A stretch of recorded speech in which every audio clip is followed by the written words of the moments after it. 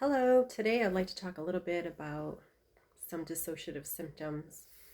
When I was in grad school getting a master's in clinical psychology, they didn't go over a lot of the clinical stuff.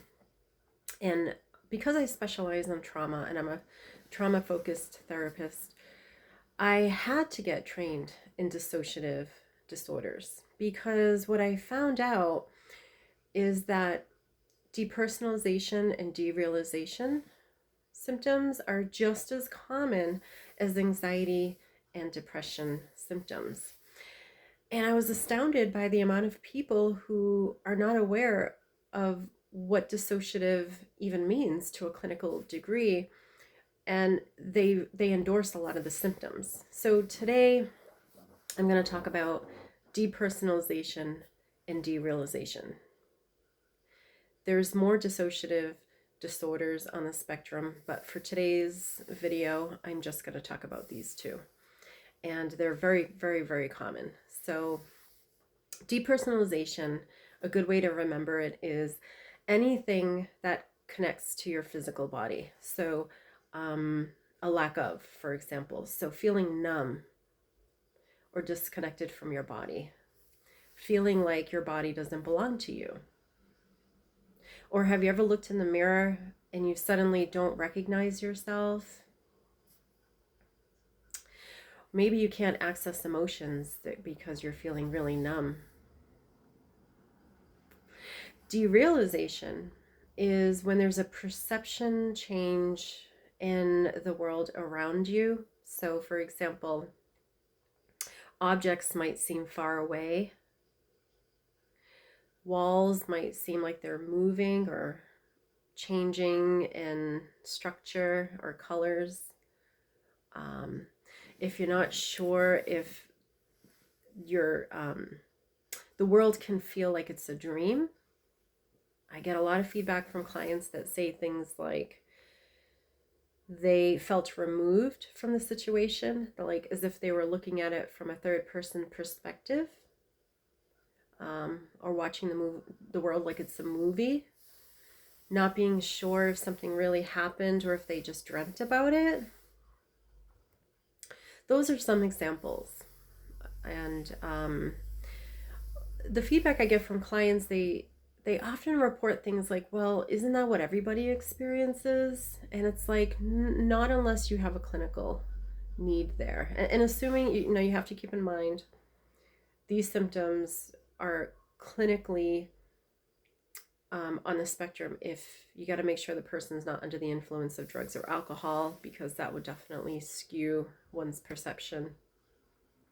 And assuming that the client doesn't have dementia or something medical. So you have to rule out medical.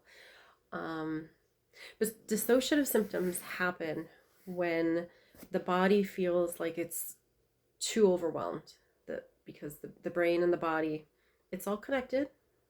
Whether you realize it or not, it's connected. And if things are too stressful or overwhelming, the dissociative symptoms can start to happen. And most of my clients who have those clinical disorders, depersonalization or derealization, have a history of complex PTSD. So, or PTSD. So I'm not saying you have to have those disorders to have dissociative symptoms, but they seem to, there seems to be a parallel connection. And so what can we do to treat those symptoms? Well, the first step is acknowledging where on the spectrum that they are. And there are assessments, about a few different types of assessments that we can give clients to figure out where they are on that spectrum. And education is number 2, because education is knowledge. Knowledge is power. In the way that if you have a panic attack is horrible, right? It feels like something imminently bad is about to happen. It can feel like you're dying, but you're not dying. It's a panic attack. So if we educate the client that it's a panic attack and these are the symptoms, then one can rationally start to acknowledge, like, okay, I'm not really dying. It's that thing that's happening to me again. It will pass, right? So that's step number 2, acknowledging what is happening. And then we can teach clients how to cope. So grounding skills, it's really a wraparound. DBT skills, CBT, some stress management, things that can help the client to weather the storms of the stressors or regulate their nervous system. DBT is great for that stuff. And some grounding skills, such as deep breathing, engaging all of your senses.